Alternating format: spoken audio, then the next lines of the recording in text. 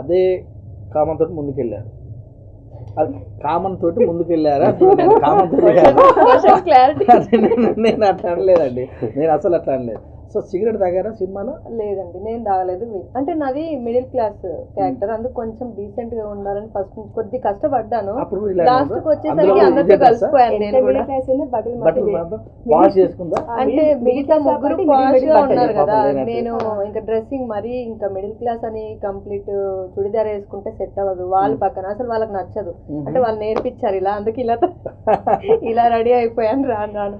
Okay, మీరు చల్లనీళ్ళతో స్నానం చేశారా డిసెంబర్లో? Swimming pool swimming pool scene చేసేటప్పుడు మంచి ఎనర్జీ అండి బాబు. ఆ సీన్ చేసేటప్పుడు సేమ్ డిసెంబర్ నెల చలికాలం విభత్సంగా, అది నైట్ షూట్. అది ఇది మంచు కుర్చే సమయం అనిపించింది కళ్ళల్లో, మంచు కురవడం అంత కూల్ గా.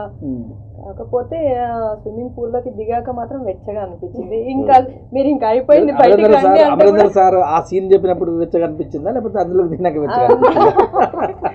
అందులోకి దిగాక వెచ్చగా అనిపించింది. మీరు బయటికి వెళ్ళండి ఇంకా అయిపోయింది అంటే కూడా లేదు, అంటే నీళ్ళలో ఉన్నంతసేపు హాయిగా వేడిగా ఉంది, వచ్చిన తర్వాత మీ సినిమా చూసి ప్రేక్షకుడు హీట్ గా బయటకు వచ్చే అవకాశం ఉంటుందా? ఖచ్చితంగా, చాలా కూల్ గా వస్తారు, తప్పకుండా వస్తారు. అంటే అన్ని రకాలుగా ఫీల్ అవుతారు. అంటే కొంచెం ఫ్యామిలీ అంటే